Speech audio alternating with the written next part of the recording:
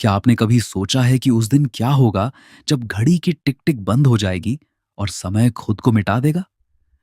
कल की और गरुड़ पुराण की भविष्यवाणियां कहती हैं कि कलयुग का अंत कोई साधारण घटना नहीं, बल्कि एक ऐसा महाविनाश होगा जिसकी कल्पना मात्र से पत्थर का दिल भी कांप जाए। एक ऐसा दौर जहां इंसान की उम्र सिर्फ 20 साल रह जाएगी और आसमान में एक नहीं, 7 सूरज आग उगलेंगे। क्या हम उस अंत की शुरुआत देख रहे हैं? चलिए, आज इतिहास और भविष्य के उस संगम पर चलते हैं जहां धर्म का आखिरी युद्ध लड़ा जाना है। द्वापर युग अपने अंतिम चरण में था। हस्तिनापुर के सम्राट युधिष्ठिर के मन में एक ही सवाल था, मेरे जाने के बाद इस दुनिया का क्या होगा? जब उन्होंने श्री कृष्ण से कलयुग के बारे में पूछा, तो श्री कृष्ण ने उन्हें सीधे जवाब देने के बजाय एक रहस्यमयी वन में भेजा। पांचों भाई अलग अलग दिशाओं में गए और जो उन्होंने देखा उसने उनके होश उड़ा दिए।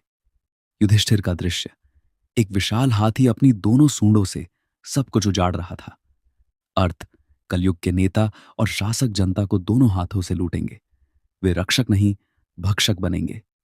अर्जुन का दृश्य, वेद और मांस, एक सुंदर पक्षी जिसके पंखों पर वेदों के मंत्र लिखे थे, पर वो एक मृत शरीर का मांस खा रहा था। अर्थ, कलयुग के पंडित और विद्वान धर्म की बातें तो करेंगे, लेकिन उनका आचरण नीच होगा। वे ज्ञान को केवल धन के लिए बेचेंगे। भीम का दृश्य, ममता का घाव, एक गाय अपने बछड़े को इतना चाट रही थी कि बछड़ा लहूलुहान हो गया। अर्थ, कलयुग में माता पिता अपने बच्चों से इतना मोह, पॉसेसिवनेस रखेंगे कि बच्चों का व्यक्तित्व ही खत्म हो जाएगा। वो उन्हें कभी आत्मनिर्भर नहीं होने देंगे। सहदेव का दृश्य, सूखा गहरा कुआं, 6 कुएं पानी से भरे थे, लेकिन सबसे गहरा बीच वाला कुआं बिल्कुल सूखा था। अर्थ, लोग बड़ी बड़ी शादियों और दिखावे में करोड़ों खर्च करेंगे, लेकिन अपने गरीब पड़ोसी को एक रोटी तक नहीं देंगे। इंसानियत सूख जाएगी। नकुल का दृश्य, लुढ़कती शिला, एक पहाड़ जैसी विशाल चट्टान गिर रही थी जिसे बड़े बड़े पेड़ नहीं रोक पाए, पर एक छोटे से कोमल पौधे ने उसे थाम लिया। अर्थ, कलयुग में धन, बाहुबल या सत्ता इंसान को पतन से नहीं बचा पाएगी। केवल हरि नाम की छोटी सी भक्ति ही उसे गिरने से रोकेगी। जैसे जैसे कलयुग अपने अंतिम वर्षों, करीब 4,27,000 साल बाद की ओर बढ़ेगा, दुनिया ऐसी दिखेगी। इंसान का बौना होना, मनुष्य की लंबाई मात्र 4 फीट रह जाएगी और अधिकतम आयु 20 वर्ष होगी। 8 साल की उम्र में लड़कियां मां बनने लगेंगी और 12 साल में लोग बूढ़े दिखने लगेंगे। प्रकृति का विद्रोह, पेड़ फल देना बंद कर देंगे, नदियां सूख जाएंगी और केवल शमी जैसे कटीले पेड़ बचेंगे। गायें बकरी जितनी छोटी हो जाएंगी और दूध देना बंद कर देंगी। धर्म का लोप, पूजा पाठ, दान पुण्य और श्राद्ध जैसी चीजें पूरी तरह बंद हो जाएंगी। इंसान सिर्फ मांस और मदिरा पर जिएगा।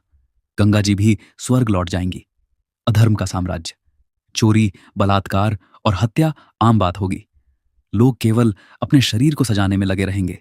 रिश्तों की कोई मर्यादा नहीं बचेगी। 7 सूर्यों का उदय, यह सबसे भयावह अंत होगा। आसमान में 7 सूरज निकलेंगे जिनकी गर्मी से पूरी धरती जलकर राख हो जाएगी। सारा पानी सूख जाएगा और केवल अग्नि का तांडव होगा। जब अधर्म का घड़ा भर जाएगा, तब कल की अवतार का उदय होगा।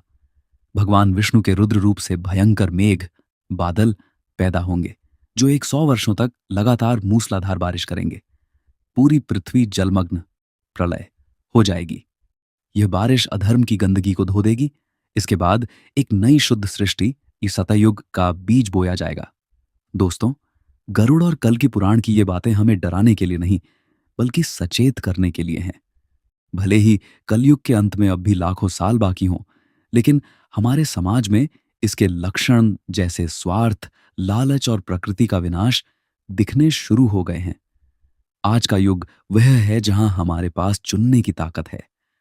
क्या हम उस शिला पहाड़ की तरह गिरना चाहते हैं, या उस छोटे से पौधे की तरह बनना चाहते हैं जो भक्ति और सत्य के सहारे टिका हुआ है?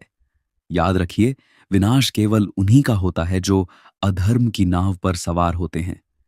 अपने कर्मों को शुद्ध रखिए, क्योंकि कलयुग के इस घोर अंधेरे में आपकी नेक नियति ही वह दिया है जो आपको बचा सकता है।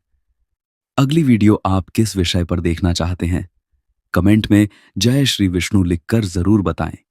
आपका एक कमेंट हमें और बेहतर जानकारी लाने के लिए प्रेरित करता है।